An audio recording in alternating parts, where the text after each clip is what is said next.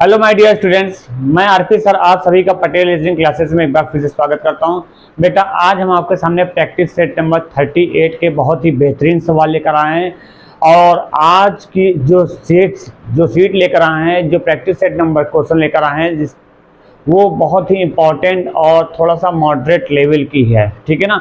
अभी तक क्या कर रहे थे, लेवल को हम थोड़ा सा डाउन करके बता रहे थे। जो पुराने प्रैक्टिस सेट कराए थे उसमें लेवल थोड़ा सा कम है। आज वाले में क्या होगा, थोड़ा सा हमने लेवल बढ़ाने का प्रयास किया है। और ये जो प्रैक्टिस सेट है ये स्पेशल फॉर पुलिस के लिए बनाई जा रही है, पुलिस और एसआई के लिए। ठीक है ना। जैसा कि आप लोगों को पता होगा कि 25 अक्टूबर के आसपास बेटा आपकी वैकेंसी आ जाएगी। इसके बाद आपका यही एग्ज़ाम जो पुलिस का है ये आपका नवंबर दिसंबर में हो जाएगा। और उसके साथ में फाइनल जो क्लियर लिस्ट आ जाएगी वो आपके मार्च में आ जाएगी। ठीक है ना, मार्च 2024 तक आ जाएगी। तो उस हिसाब से हम लोग को क्या करना है, अब तैयारी बढ़ाना होगा, क्योंकि हमारे पास समय ज़्यादा नहीं बचा। क्योंकि अक्टूबर चल रहा है, नवंबर दिसंबर यानी कि लमसम आपके 2-2.5 महीने ही हैं आपके पास। तो 2-2.5 महीने में आपको इतनी जम के प्रैक्टिस करनी है, इतनी जम के तैयारी करनी है, जिससे कि हमारा सिलेक्शन इसी बार हो जाए। चलिए स्टार्ट करते हैं, समय को बर्बाद ना करते हुए बेटा। देखिए जैसा कि सवाल नंबर पहला आपके सामने आ चुका है, क्या लिखा है बेटा, खुदरा अनुपात चिकना समानुपात व्यवस्थित अनुपात क्वेश्चन मार्क। अब यहाँ पर क्या होगा, देखिए खुदरा का जस्ट अपोजिट क्या होता है, चिकना होता है। तो व्यवस्थित का जस्ट अपोजिट क्या होता है, बेढंगा होगा एक तरह से। जैसे आपने देखा नहीं होगा, कहीं बोलते किसी का कमरा बहुत ही व्यवस्थित रूप से होता है, किसी का कमरे का सामान इधर उधर पड़ा होता है, पूरी बेढंगे रूप से रखा होता है, कोई चीज ढूंढना जाए तो नहीं मिलती है, तो उसका बेढंगा होगा। देखिए बेढंगा एक ऑप्शन कहीं दिया होगा, देखिए पहला ही ऑप्शन इस पर दिया बेढंगा है ना। तो यहाँ पे आपका पहले का आंसर क्या हो जाएगा बेटा, पहला ही हो जाएगा। क्लियर बेटा। सवाल नंबर दूसरा देखिएगा क्या लिखा हुआ बेटा। दूसरा नंबर देखिए लिखा हुआ ACME लिखा हुआ है, अनुपात फिर लिखा हुआ है MACE समानुपात लिखा है, फिर आपका लिखा है ALGA लिखा हुआ है।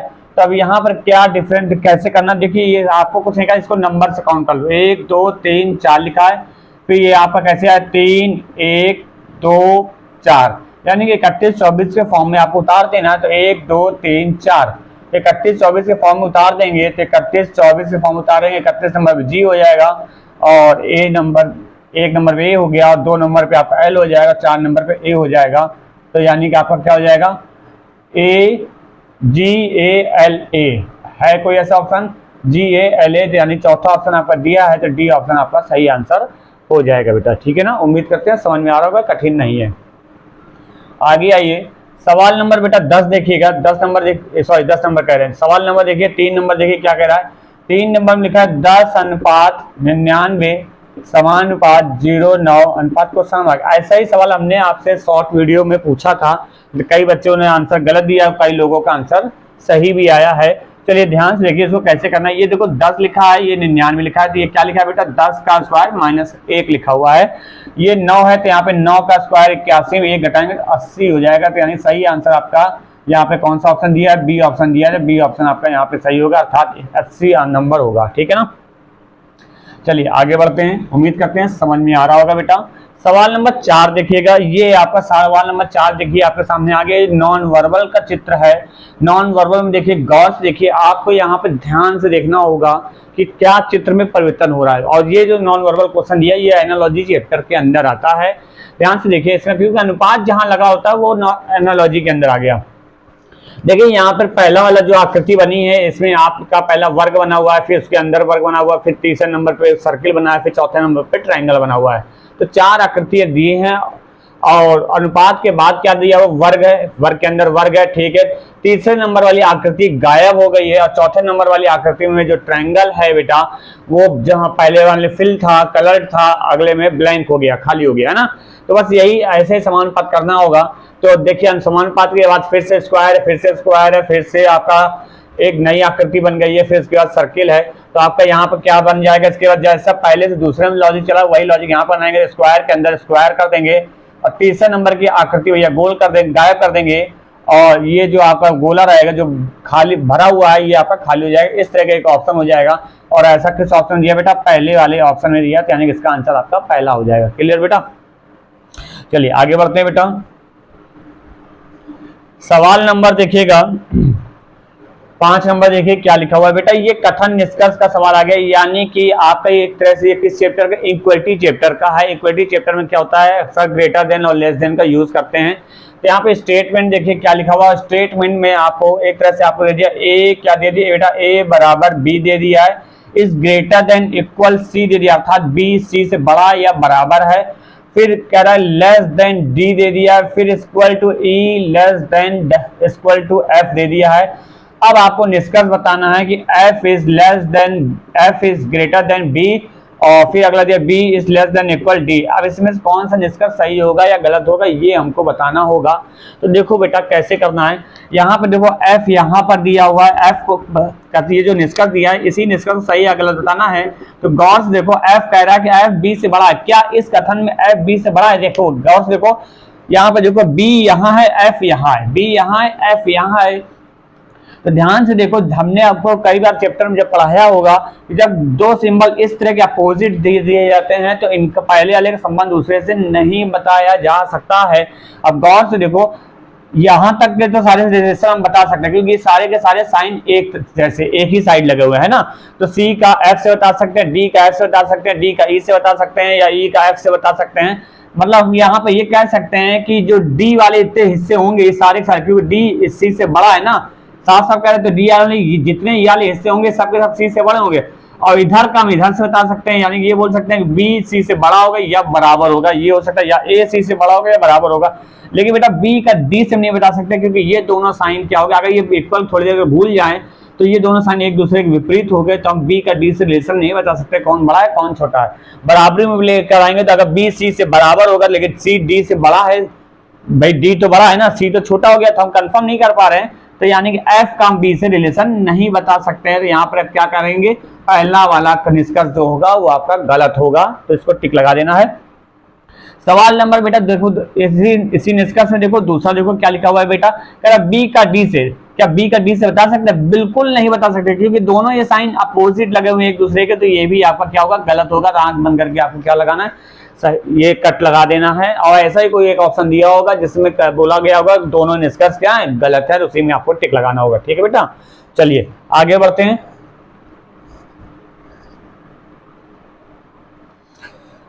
सवाल नंबर बेटा 6 देखिए, ये भी आपका इक्विटी का सवाल दिया हुआ, क्या लिखा हुआ है, P is greater then M is greater then Q, comma करके दिया हुआ है तो कॉमा से हमें कोई मतलब नहीं, हम उसी कॉमा हटाकर Q is greater then Z is greater then N।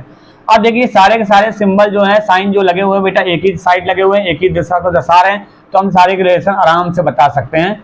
अब यहाँ पे निष्कर्ष क्या दिया, पहला निष्कर्ष आपका दिया बेटा, क्या दिया, M is greater than equal Z, ठीक है, M is greater than equal Z हो गया, ठीक है। और दूसरा क्या दिया बेटा, N is less then P। ध्यान से देखो, M को हम Z से बड़ा तो कह सकते हैं लेकिन M को Z के हम बराबर नहीं कह सकते क्योंकि यहाँ पे कहीं बराबर का साइन लगा ही नहीं है। तो पहला निष्कर्ष आपका क्या हो गया बेटा, गलत हो गया आएगा। दूसरा निष्कर्ष कह रहा है N हर हाल में P छोटा यानी P बड़ा हो गया। तो गौर से देखो, P M से बड़ा और M Q से बड़ा है, Q Z से बड़ा है और Z N से बड़ा है, यानी हर हाल में P तो N से बड़ा है ना।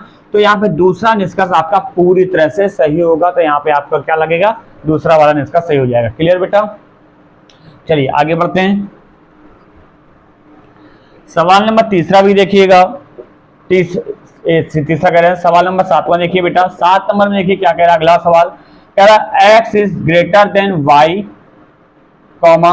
कॉमा दिया तो y is greater then z दिया हुआ है, फिर आपका z इक्वल टू बेटा v दिया हुआ है, v is less then w दिया हुआ है, ठीक है। ऐसा आपका कथन दिया हुआ है।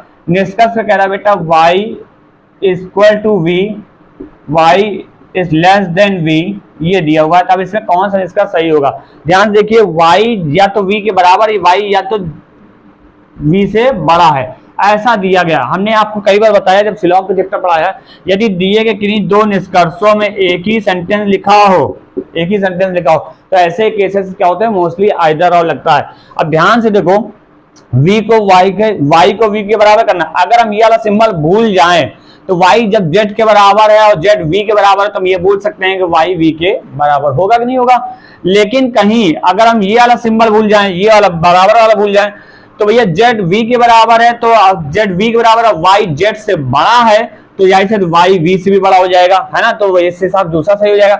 यानी कि या तो ये सही, किसी एक को भूलेंगे तो अगर ऊपर वाला भूल गए तो पहला वाला सही हो जाएगा, नीचे वाला भूल गए तो भैया दूसरा वाला सही होगा। तो यहाँ पे आंसर आप क्या देंगे, या तो पहला सही होगा या तो दूसरा सही होगा। ऐसा ही एक ऑप्शन दिया होगा, उसमें आपको क्या करना होगा बेटा, टिक लगा देना होगा। समझ में आ रहा होगा, कठिन है ना सवाल थोड़े आज के।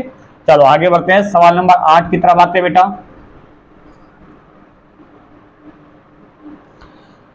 8 नंबर देखिए बेटा क्या कह रहा है, ये आपका सिलॉक का क्वेश्चन दे दिया, हमने सिलॉक का चैप्टर पढ़ा दिया है, जिन भाइयों ने ना पढ़ा हो वो पढ़ ले बेटा।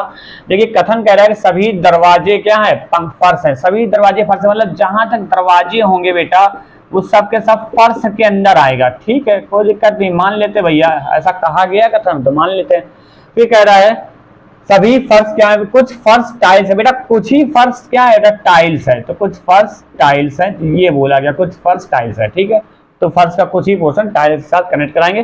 टाइल्स का पोर्शन दरवाजे के साथ कनेक्ट नहीं कराएंगे, क्योंकि हो भी सकता है कनेक्ट और नहीं भी हो सकता है, तो ये इधर और रहेगा ना, कंफर्म नहीं है। फिर कह रहा है सभी टाइल्स क्या है, पेंट है। भैया जहां तक टाइल्स होगा सबके सब क्या होंगे, पेंट होंगे। ठीक है, पेंट कर दिया। फिर उसके बाद कह रहा है कि कुछ पेंट पत्थर है, तो भैया कुछ पेंट पत्थर ले आओ भैया। ठीक है, ओके। अब पत्थर का पोर्शन टाइल्स साथ कनेक्ट हो भी सकता है, नहीं भी हो सकता है ना, तो ये चीजें कंफर्म नहीं है अभी। अब निष्कर्ष देखो क्या कह रहा है, निष्कर्ष कह रहा है कुछ फर्श पेंट है, कुछ फर्श पेंट है, तो क्या कुछ फर्श पेंट दिख रहा है, हाँ ये वाला निष्कर्ष दिख रहा है, कुछ फर्श पेंट है, तो पहला वाला निष्कर्ष आपका पूरी तरह से बेटा सही होगा। अच्छा, निष्कर्ष दूसरा देखिए क्या कह रहा है, कुछ दरवाजे टाइल्स है, क्या कुछ दरवाजे टाइल्स दिख रहा है क्या, निश्चित रूप से नहीं दिख रहा है, तो बेटा ये आपका गलत होगा। तो यहाँ पर क्या देंगे, केवल पहला निष्कर्ष आपका सही होगा। क्लियर बेटा, चलो आगे बढ़ते हैं।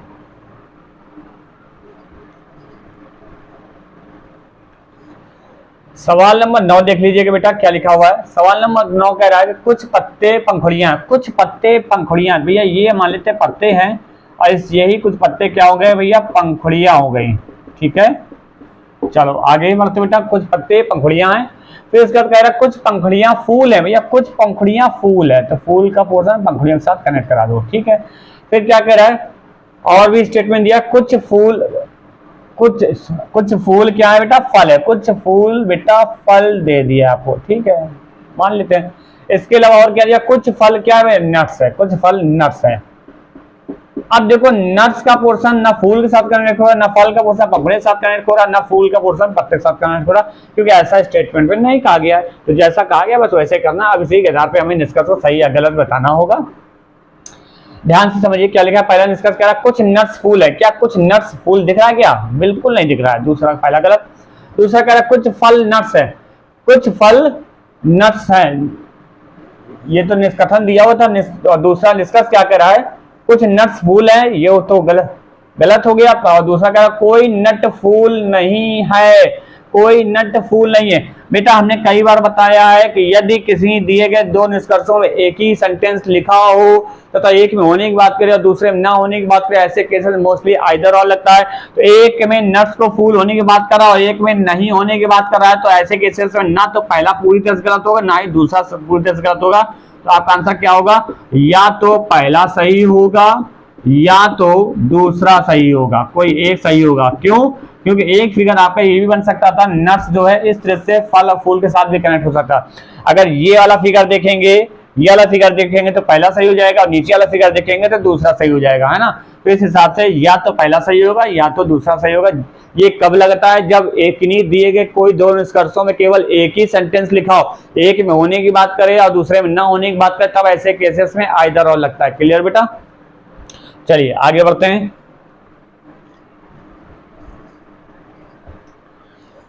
सवाल नंबर 10 देखिएगा क्या लिखा हुआ है बेटा। 10 नंबर देखिए, 10 नंबर भी आपका सिलॉक का ही क्वेश्चन दिया हुआ है। देखिए क्या लिखा हुआ है, सभी क्या है, पिक्चर्स पेंटिंग्स हैं। ठीक है, सभी पिक्चर्स भैया पेंटिंग्स हैं, जहां तक पिक्चर्स हो जाएंगे वो सबके सब क्या हो जाएंगे, पेंटिंग हो जाएंगी। ठीक है, आगे फिर क्या है, सभी पेंटिंग्स क्या है, फोटोग्राफ है, मतलब जहां तक पेंटिंग्स होंगे सबके सब फोटोग्राफ के अंदर आ गया। ठीक है, फिर नेक्स्ट बेटा क्या कह रहा है, कुछ फोटोग्राफ डिजाइन है भैया, कुछ फोटोग्राफ डिजाइन है, मतलब फोटोग्राफ का कुछ ही पोर्शन डिजाइन के अंदर कनेक्ट हो गया। ठीक है ना,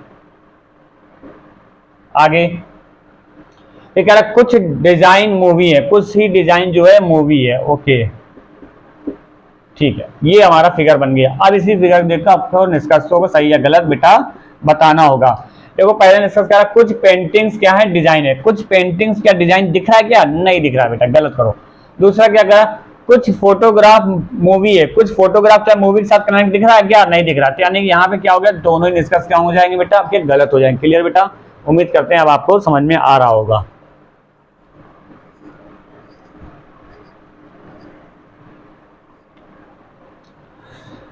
आ जाइए बेटा सवाल नंबर अगला 11 से 14 के बीच में आ जाइए। देखिए ये आपका हमने क्या दे दिया, सीटिंग अरेंजमेंट का सवाल दे दिया। जैसा कि हमने कहा था पहले भी कि पेपर को आप मॉडरेट लेवल में लेके जा रहे हैं हम लोग। तो देखिए बहुत बढ़िया सवाल दे दिया है। क्या दे दिया है समझिएगा, पूरा पढ़िएगा। कह रहा है एक निजी बैंक ने अपने 8 प्रबंधकों को नाम दे दिए उनके, ठीक है, और विभिन्न शहरों में बेंगलोर, दिल्ली, चेन्नई, हैदराबाद वगैरह शहरों के नाम भी दे दिया है आपको। अब इसके बाद और क्या दे दिया, उनके उत्पादों को नाम भी दे दिया है। क्या क्या दे दिया, उत्पादों का नाम दे दिया, XYZ उत्पाद दे दिए। मतलब 3 चीजें दे दी है बेटा। हमने पजल के चैप्टर कई बार पढ़ाए हैं आपको, हर पजल में प्रैक्टिस कराई। जिन भाइयों ने नहीं किया तो वो पजल का पढ़ ले हमारा वीडियो देखकर। देखो बेटा इसमें जब 3 चीजें दे देते हैं तो 3-3 कॉलम हमको बना लेना। पूरा पैरा पढ़ने की जरूरत नहीं होती है, समय को बचाना होता है। अगर पैरा पूरा पढ़ेंगे तो आपका काम खत्म हो जाएगा, समय वहीं निकल जाएगा। 3 चीजें दी है तो तीनों चीजों में क्या करेंगे, आपको 3 कॉलम बना लेना है बेटा। 3 कॉलम में से जैसे हमने पहला में बना लिया, एक तरफ प्रबंधक का नाम लिख लिया। क्या लिख लेंगे, एक तरफ प्रबंधक का नाम, एक तरफ प्रबंधक का नाम लिख लीजिएगा। दूसरी तरफ आपका क्या दिया बेटा, उत्पाद दिया तो उत्पाद लिख लीजिएगा। तीसरी तरफ शहर का नाम दिया तो शहर लिख लीजिएगा। बस ऐसे ही करते चले जाएंगे हम लोग, और जैसा जैसा सवाल कहता जाएगा बस वैसे वैसे हम लोग क्या करेंगे बेटा, करते हुए निकाल लेंगे। ठीक है ना, बात समझ आ रही कि नहीं आ रही। चलो स्टार्ट करते हैं। देखिए सब पैरा सेकंड पढ़िए, क्या लिखा हुआ है, उत्पाद वाई का विपणन करने के लिए टी दिल्ली के लिए जाता है। भैया उत्पाद वाई का विपणन करने के लिए टी दिल्ली के लिए जाता है, टी दिल्ली के लिए जाता है। ये बात कंफर्म हो गई, जैसा कहता है वैसे रखते जाओ, ऊपर नीचे का हम लोग बाद में सेट कर लेंगे। ठीक है, फिर क्या कह रहा है, अगला कह रहा है उत्पाद जेड का विपणन करने के लिए जे हैदराबाद के लिए जाता है। अच्छा उत्पाद जेड का विपणन करने के लिए जे हैदराबाद के लिए जाता है। तो मान लो जेड का जे हैदराबाद के लिए जाता है, जे हैदराबाद के लिए लिख देते हैं। चलो यहाँ पे कहीं लिख लेते हैं, अभी हमें समझ नहीं आ रहा कौन कहाँ रखेंगे ये नहीं पता है। ठीक है ना, चलो आगे बढ़ते हैं बेटा। अगला क्या कह रहा है, इसके बाद कह रहा है ई बेंगलोर या जयपुर नहीं जाता। अच्छा इसमें मना कर दिया बेटा, ई कहाँ नहीं जाता, ई ना तो बेंगलोर जाएगा, ठीक है, और ना ही जयपुर जाएगा। भैया बहुत बढ़िया, जयपुर में नहीं जाएगा तो काट दो, हमें नहीं भेजना है। ठीक है, आगे क्या कह रहा है बेटा, इसके बाद आपका कह रहा है और उसी उत्पाद का विपणन करता है जिसका विपणन एम करता है। यानी ई उसी उत्पाद का विपणन करेगा जिसका एम करेगा। यानी कि एम और ई दोनों एक ही उत्पाद का विपणन करेंगे, चाहे वाई का करें चाहे जेड का करें चाहे ई एक्स का करें, है ना। इनमें से क्या करता है वो हमें अभी कंफर्म नहीं है। तो अगर एम एक्स का करेगा तो ई भी एक्स का करेगा। कहने का मतलब ये है, क्योंकि 2 तो ये हो गए ना ऑलरेडी, एक एक तो हो गए, और यहाँ पे 2 हो जाएंगे तो ज्यादा नहीं हो जाएगा। ठीक, आगे बढ़ते बेटा। आगे क्या लिखा हुआ है पढ़िएगा, जो अहमदाबाद जाता है जिसका विपणन एम करता है, जो अहमदाबाद जाता है। यानी एम के बारे में बोल दिया कि एम कहां जाता है बेटा, अहमदाबाद जाता है। ये बात कंफर्म कर दी। जो वर्ड हमेशा सेकंड पर्सन के लिए यूज होता है, तो मान लेते हैं एम जो है अहमदाबाद जाता है, तो एम को हमने यहाँ पर रख लिया कहीं अहमदाबाद। अभी हमको नहीं पता था, 1 2 3 लोगों के नाम हो गए। अच्छा और आगे पढ़ते बेटा, एक चौथा नाम ये है आपका। 4 नाम हमारे सामने आ चुके हैं और टोटल 8 थे, हैं। अच्छा आगे देखते हैं बेटा क्या लिखा हुआ है। आगे कह रहा है आर उत्पाद जेड का विपणन करने के लिए चेन्नई जाता है। आर उत्पाद जेड का विपणन करने के लिए, उत्पाद करने के लिए चेन्नई जाता है। तो आर को मान लो यहाँ लिख लो, जेड का कर रहा है ना, आर जेड का विपणन कर रहा है भैया, उत्पाद कर रहा है, चेन्नई जा रहा है। ठीक है, चेन्नई को यहाँ रख लो भैया। चलो देखते जाते हैं, बनता भी है कि सही नहीं बनता ये भी चेक करना पड़ेगा। चलो आगे देखते भाई, करने के लिए चेन्नई जाता है। बेंगलोर और दिल्ली में उसमें भी उसी उत्पाद का विपणन किया जाता है जिसका विपणन टी करता है। मतलब बेंगलोर और दिल्ली में उसी का उत्पाद किया जाएगा जिसका उत्पाद टी कर रहा है, यानी बेंगलोर वाला जो भी होगा वो वाई उत्पाद विपणन करेगा, है ना। तो ये कंफर्म बात हो गई है। तो इतना बोला गया बेंगलोर और दिल्ली वाला भी जो भी होगा वो वाई के लिए होगा। ठीक है, ये भी बात सही है, वाई तो हमारा कर ही रहा है। ओके, कोई बेंगलोर वाला होगा जो आपका जाएगा। चलो ठीक है, देखते हैं भाई क्या हो सकता है। आगे देखो, 1 2 3 4 नाम हो गए, एक 5वां नाम ये है और बच्चे होंगे, देखते हैं आगे। देखो क्या लिखा हुआ बेटा, जिसका विपणन टी करते हैं। उसके बाद क्या लिखा था, ई और क्यू एक ही उत्पाद का विपणन करते हैं। ई और क्यू एक ही उत्पाद का विपणन करते हैं बेटा। ई और क्यू एक ही उत्पाद का विपणन करते हैं, यानी ई भी करता है क्यू भी करेगा, यानी एम ई क्यू साथ में करेंगे। तो एम किसका कर रहा है भैया वो पता नहीं है अभी हमको, ना ही क्यू का पता ना ही ई का पता। चलो आगे देख लेते हैं भाई, अभी अब क्लियर हो जाएगा। ठीक है, और बताइए, और इसके बाद क्या पढ़ा लिखा हुआ बेटा, पी उत्पाद जेड का विपणन करने के लिए पुणे जाता है। भैया पी जो है उत्पाद जेड का विपणन करने के लिए पुणे जाता है। तो पी जेड के लिए जाता है, तो पी को हम कहाँ रख लें, यहाँ रख लेते हैं। चलो पी को हम यहाँ रख लेते हैं, जेड का पुणे जाता है। चलो बना लिया भैया, कोई दिक्कत नहीं, और कुछ तो बोला है नहीं है, पुणे जाता है। ठीक, अब इनका सीक्वेंस भी कुछ नहीं बोला कि उसको कहाँ रखना है, तो हम कहीं से भी उठा कर रख सकते हो, कोई दिक्कत थोड़ी ना है। यहाँ पी को रख लो, यहाँ टी को रख लिया। ठीक, अब इसके बाद हमारा क्या क्या बचा है बेटा, जगह तो बच नहीं रही हमारे पास। 1 2 3 4 5 ऐसे बना लो भैया। ठीक, अब यहाँ पे देख लेते हैं क्या है, हो सकता है एक आपका ई बचा है और एक आपका एम बचा, एम तो हो गया हमारा, और एक आपका क्यू बचा है। तो एक काम करते हैं, क्यू को हम यहाँ रख लेते हैं, बना लेते हैं यहाँ पे क्यू को, और यहाँ पे ई के लिए जगह नहीं बच रही है, ई के लिए यहाँ हो गई। एक डी भी तो नाम बच रहा हमारा, है ना, तो एक डी भी बच रहा नाम, तो डी को यहाँ रख लेते हैं ऐसे, ऐसे बना लो। ठीक, और यहाँ पे ई को रख लिया, ये रख लिया हमने। अब ध्यान से देखो, अब यहाँ पे कुछ और तो दिया नहीं हमारा, कुछ कंफर्म तो हो नहीं पाया, लेकिन साथ में ये बोला गया था कि बेंगलोर वाला जो होगा वो वाई का उत्पाद करेगा। ओके, बेंगलोर वाला वाई का उत्पाद करेगा, और ई वाला जो होगा, ई जो कर रहा होगा वही क्यू का भी उत्पाद कर रहेगा, है ना। और ई के लिए वाई है नहीं, ई बेंगलोर भी नहीं जाता है, ई बेंगलोर नहीं जाएगा, तो यानी कि बेंगलोर आपका यहाँ दे दो, बेंगलोर यहाँ दे दो। ये बात पहले कंफर्म कर दी गई है। अब बेंगलोर वाला वाई को जाएगा, तो बेंगलोर वाला वाई को यहाँ रख दिया, वाई विपणन करेगा, है ना, वाई उत्पाद का विपणन करता है। ई बेंगलोर जाता नहीं है, ये बात कंफर्म हो गई। अब इसके बाद ई को हम क्या कर दें, और एक क्यू जिसका उत्पाद क्यू ई करता है वही क्यू भी करेगा, तो यानी ई वाई को नहीं कर रहा है तो ई एक्स को करेगा, तो क्यू भी एक्स को ही करेगा। ठीक है, और जयपुर ई जाता नहीं, तो जयपुर भैया क्यू को ले जाओ, भैया जयपुर किसको ले जाओ, क्यू को ले जाओ, ये साफ मना कर दिया। अब एक शहर का नाम आपका बच रहा है, वो आपका डी का हो गया, और ई का आपका एक शहर का नाम बच रहा है, वो देख लो क्या नाम शहर का बच रहा भैया, एक बार पढ़ लो भैया। एक निजी बैंक ने अपने 8 प्रबंधक पीटीडी वगैरह नाम दिया था, एक कोचीन शहर नाम बचा हुआ, दिख गया कोचीन, यहाँ कोचीन रख दो बस। ये हमारा क्या हो गया बेटा, ये हमारा चित्र क्या हो गया, पूरी तरह से बन गया। ठीक है ना, अब अपने सवालों के जवाब दीजिए। देखिए सवाल नंबर 11 में क्या पूछा गया, कह रहा निम्नलिखित में प्रबंधकों का कौन सा समूह उत्पाद एक्स के लिए विपणन के लिए जाता है। तो एक्स के लिए कौन कौन जा रहा है भैया, एक ई जा रहा है, और एक एक्स क्यू जा रहा है, और एक आपका एम जा रहा है, ये लिख दो। ठीक है ना, तो ई क्यू एम, भैया जो ई करेगा वही एम भी तो करेगा विपणन, साफ साफ बोला गया था पहले ही, है ना, भर दिया हमने। अच्छा, तो आपका यहाँ पे क्या कौन सा ऑप्शन हो जाएगा, ई क्यू एम, है कोई ऐसा ऑप्शन नहीं है, तो इसमें आप क्या लगाएंगे, इनमें से कोई नहीं। ठीक है, सवाल नंबर 12 देखिए क्या लिखा हुआ है, ई निम्नलिखित में से किस शहर को जाता है। भैया ई किसको जा रहा है, कोचीन शहर को जा रहा है। देखिए कोचीन ऑप्शन दिया, बी ऑप्शन दिया, तो आपको बी को टिक लगा देना होगा 12 नंबर का। ठीक है ना, आगे आ जाइए सवाल नंबर 13 में देखिए क्या लिखा हुआ है, निम्नलिखित में से उत्पाद प्रबंधक और शहर का कौन सा संयोजन सही नहीं है, सही है, सही है, ये देखा गया है। अच्छा, ऑप्शन पहला देखिए क्या लिखा है, x Q Jaipur, QX Jaipur, बिल्कुल सही है भैया, यही तो सही है।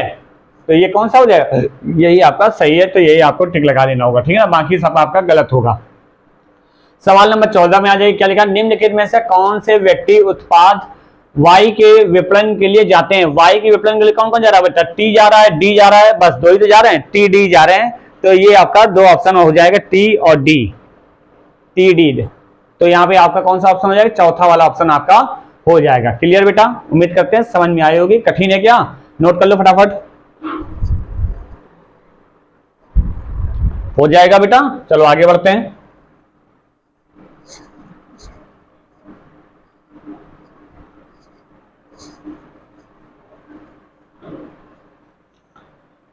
आ जाइए बेटा, सवाल नंबर आ जाइए 15 में आ जाइए। देखिए 15 नंबर क्या कह रहा है, ये आपका क्लासिफिकेशन से क्वेश्चन हो गया। क्या लिखा हुआ है बेटा, जनवरी, फरवरी, जुलाई, दिसंबर।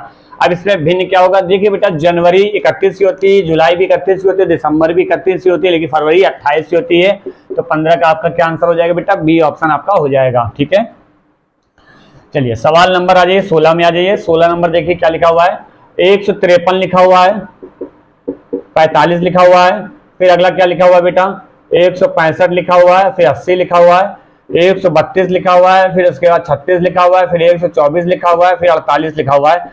अब यहाँ पर क्या भिन्न होगा ये अब आपको बताना है, अगर आता हो जल्दी से बताओ, नहीं तो हमारा लॉजिक देखिए। देखिए क्या लिखा हुआ है, ये लिखा हुआ बेटा 15 त्रिक कितना हो गया बेटा, 45 हो गया, 16 पंचे कितना हो गया, 80 हो गया, 13 दूना कितना होता है, 26 होता है, यहाँ 36 लिखा हुआ है, और 12 चौको 48 होता है, यानी आपका भिन्न क्या हो जाएगा बेटा, सी ऑप्शन आपका डिफरेंट हो जाएगा। तो यही आपका आंसर हो जाएगा 16 का, ठीक है बेटा। चलिए आगे बढ़ते हैं, सवाल नंबर 17 की तरफ आइए बेटा। देखिए 17 नंबर क्या कह रहा है, 17 नंबर कह रहा है आपसे कि 28 49 डैश करके फिर 1442, ठीक है, 1442, बहुत बढ़िया। फिर इसके बाद कह रहा 35 63, फिर कह रहा 56 65। अब इसमें भिन्न क्या दिख रहा है, तो अगर गौर से देखा जाए बेटा, ये भी संख्या 7 से कट जाएगी, ये भी 7 से कट जाएगी, ये भी 7 से कटेगी, ये भी 7 से कटेगी, 7 पना 35, 7 पना 63, 7 56, लेकिन 65 नहीं कटेगा। तो आपका भिन्न क्या हो गया बेटा, ये नहीं होगा, क्योंकि बाकी सभी संख्याएं जो है लिखी हुई है वो 7 के डिविजिबल में आती है, जबकि ये ऐसा 65 नहीं आता है, ठीक है। तो 7 का डी ऑप्शन आपका डिफरेंट होगा। चलिए आगे बढ़ते हैं बेटा, सवाल नंबर 18 देखिएगा। 18 नंबर आपका ये भी आपका जो आपका लिखा हुआ नॉन वर्बल संबंधित क्वेश्चन हो गया। क्या लिखा, AFKD। अब इसमें क्या भिन्न होगा ये बताना है आपको। देखिए बेटा, आपको यहाँ पे AFKD, इससे दो लॉजिक ले सकते हैं और इसके दो आंसर भी हो सकते हैं अपने अपनी जगह। पहला आंसर हो सकता है ए, कैसे होगा, क्योंकि FKD क्या हो गया बेटा, एक कॉन्सोनेंट हो गया, और ए क्या हो गया, वॉवेल हो गया, तो वॉवेल के हिसाब से लॉजिक लगाएंगे। लेकिन इससे पहले वॉवेल कॉन्सोनेंट का लॉजिक बाद में लगाएंगे। आयोग का दिमाग क्या कहता है वो सुनो। यहाँ पे AFKD है, तो आयोग ने क्या किया, ये एक तरह की आकृति समझ ली है, और आकृति को आधार पर ए देखिए एक खुली आकृति बनी हुई है, F भी खुली हुई आकृति है, K भी खुली आकृति है, जबकि D एक बंद आकृति है। यहाँ पे D आंसर आयोग के माध्यम से दिया गया है, तो इसका आंसर क्या हो जाएगा, D हो जाएगा, ठीक है ना। चलो आगे बढ़ते हैं, सवाल नंबर 19 की तरफ आइए बेटा। 19 नंबर आपका ये क्या हुआ, ये आपका लेटर सीरीज का क्वेश्चन दे दिया गया है, तो इसको भर लेते हैं हम लोग। देखिए क्या लिखा है, -CB-CA-BACB, फिर उसके बाद -CA-BAC-D ये दिया हुआ है। अब इसको भरने के लिए हमने कई बार बताया कि आपको क्या करना है, इसके लेटर गिन लेने, कितने लेटर उसी हिसाब से पेयर बनाएंगे। देखो 1 2 3 4, ठीक है, 1 2 3 4 बना लिया, फिर 1 2 3 4, फिर 1 2 3 4 ये बना लिया, 1 2 3, ये गड़बड़ हो गया, कुछ छूट गया बेटा। -CB, फिर से मैच करो, -CB-CA, ठीक है, -CA, फिर -BACB, फिर -CA-BAC-D,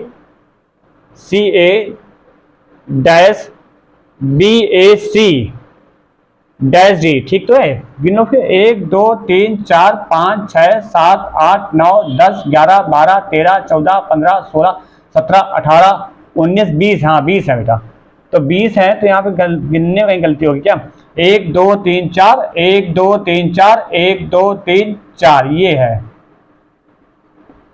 यहाँ रख, फिर 1 2 3 4, फिर 1 2 3 4 ऐसे बना लो, है ना। 4 4 के पेयर बनाने भाई 20 है, तो 20 का मतलब हो गया 4 गुणे 5, है ना। तो इस तरह से पेयर हमने तोड़ दिए, ठीक है ना। अब ध्यान देखो, ये बेटा फर्स्ट पेयर है, क्या ये फर्स्ट हो सकता है? देखो डैश खाली है, यहाँ भरा हुआ है, सेकंड नंबर पे यहाँ भरा हुआ है, यहाँ ए लिखा हुआ है, यानी ये सेम टू सेम तो है नहीं, जब फर्स्ट सेकंड कर लो। अब ये रिपीटेशन होता है, first second first second first second करके होता है, तो ये फर्स्ट हो गया, फिर सेकंड हो गया, फिर फर्स्ट हो गया बेटा, ठीक है ना। चलो इसको देख लेते हैं बेटा, फिर से करके देख लेते हैं क्या लिखा हुआ है यहाँ पे। फर्स्ट का फर्स्ट देखो, ये ए सी लिखा हुआ है, ए सी बी ये तो भर गया, फिर सी ए, ठीक है, फिर ए सी बी, ये आखिरी में डी देखो मिल गया, ए सी बी डी हो गया, फिर ए सी बी डी हो गया, इसमें मिल गया ना ए सी बी डी, ए सी बी डी मिल गया। और यहां से हमें क्या मिल जाएगा, सेकंड वाले देख लेना है, सी ए बी। अब यहाँ पे देखो, यहाँ पे हमें नहीं मिल रहा है, तो एक काम करते हैं बेटा, हम लोग क्या करते हैं, ऑप्शन चेक कर लेते हैं। पहले ऑप्शन में हमने क्या भरा, ए भरा है, फिर दूसरे में डी भरा है, तीसरा खाली है, चौथे में भैया डी भरा, फिर पांचवा खाली है, फिर पांचवें अगले में भरा हमने बी भरा। तो 1 2 3 4 5 6, छठे में भरते 1 2 3 4 5 6, है ना। तो ये चेक कर लो बेटा। तो देखो कौन सा ऑप्शन है जो आपका ए से स्टार्ट हुआ है, ए से स्टार्ट होने वाला सिर्फ 2 ही ऑप्शन है, एक तीसरा और एक चौथा, है ना। तो चलो मान लेते हैं, ठीक है, तीसरा देख लिया, तो ए, दूसरा नंबर डी लिखा हुआ है कि नहीं लिखा है, बिल्कुल सही है। तीसरा नंबर खाली है हमारा, ठीक है, और चौथे नंबर पे डी होना चाहिए कि नहीं होना चाहिए, चौथे नंबर डी है, लेकिन चौथे वाले ऑप्शन में आपका ऐसा नहीं दिया हुआ है, तो आपका तीसरा ऑप्शन आपका पूरी तरह से बेटा क्या होगा, सही होगा। और तीसरे ऑप्शन में ए क्या लिखा, ए डी डी भरा गया है, तो ए डी डी ये, यानी यहाँ पे डी होगा, यहाँ पे डी होगा, यहाँ पे डी हो जाएगा, खत्म बात, है ना। तो यहाँ पे क्या बनेगा बेटा, A C B D, C A D B हो गया, फिर ए सी बी डी हो गया, फिर सी ए डी बी हो गया, फिर ए सी बी डी हो जाएगा। तो सी ऑप्शन आपका पूरी तरह से क्या हो जाएगा बेटा, सही हो जाएगा। क्लियर बेटा, चलिए आगे बढ़ते हैं। सवाल नंबर आ जाइए बेटा 20 नंबर पे आ जाइए। देखिए 20 नंबर क्या कह रहा है हमारा सवाल, कह रहा है बेटा निम्नलिखित में से एक सार्थक अनुक्रम में व्यवस्थित कीजिए। अच्छा क्या लिखा, कागज, पुस्तकालय, लेखक, पुस्तक, कलम और इनको लगाना है। तो बेटा हमेशा याद रखिएगा सबसे पहले कौन आएगा भैया, लेखक भाई साहब आएंगे। कौन आएगा, लेखक आएगा, और लेखक जब आएगा तो कलम लेकर आएगा, यानी 5 नंबर हो जाएगा, कलम लेकर आएगा। और कलम जब लेकर आएगा तो फिर उसके बाद कागज का वो प्रयोग करेगा, है ना, कागज का प्रयोग करेगा। फिर उसके बाद वो क्या करेगा, पुस्तक बना देगा। पुस्तक बनाने के बाद क्या करेगा, पुस्तकालय उसको भेज देगा, तो यानी 3 5 1 4 2, यानी सी ऑप्शन आपका बिल्कुल करेक्ट होगा। क्लियर बेटा, चलिए आगे बढ़ते हैं। सवाल नंबर 21 देखिएगा बेटा, 21 नंबर क्या कह रहा है यहाँ पे, कह रहा धातु प्रक्रिया, कच्ची धातु शुद्ध करना, मिश्र धातु। अब इसमें क्या सीक्वेंस ऑर्डर पे लगाना है इसको भी। तो सबसे पहले बेटा क्या होती है आपकी, हो जाएगी कच्ची धातु से शुरुआत होगी। सबसे पहले कच्ची धातु आपको मिलती है, तो कच्ची धातु के लिए देखिए 3 ऑप्शन, 3 नंबर का एक ही दिया हुआ है। अब आपका 3 नंबर से कच्ची धातु से स्टार्ट हो रहा है, तो आपको 3 नंबर का एक ही ऑप्शन दिया है, तो इसी को सबको सेट कर लो, 3 2 4 1 5। ज्यादा दिमाग लगाने की अब आपको जरूरत नहीं होगी, ठीक है ना बेटा। चलो आगे बढ़ते हैं, सवाल नंबर 22 पे आ जाओ। 22 नंबर में क्या लिखा हुआ बेटा, A C P comma C Q R comma E S T, ये सी नहीं है, यहाँ पर ओ है, ए ओ पी है, ठीक है। आगे क्या लिखा हुआ है, जी यू वी है, जी यू वी है, फिर कॉमा क्वेश्चन मार्क। ध्यान से देखो बेटा, इसमें 2 का अंतर है, 2 का अंतर है, 2 का अंतर, तो आगे 2 का अंतर यानी आई से शुरुआत होगी, फिर 2 का अंतर बढ़ा, 2 का अंतर बढ़ा, फिर 2 का अंतर बढ़ा, तो यहाँ डब्ल्यू हो जाएगा। फिर यहाँ पे देखो 2 का अंतर हुआ, फिर 2 का अंतर हुआ, फिर 2 का अंतर हुआ, फिर 2 का अंतर हो जाएगा, एक्स हो जाएगा, यानी टी डब्ल्यू एक्स वाला कोई एक ऑप्शन होगा, उसी में आपको क्या करना होगा बेटा, सॉरी आई डब्ल्यू एक्स वाला एक ऑप्शन होगा, उसमें आपको क्या करना होगा, टिक कर देना होगा, यानी सी ऑप्शन आपका बिल्कुल सही होगा। क्लियर बेटा, चलो आगे बढ़ते हैं।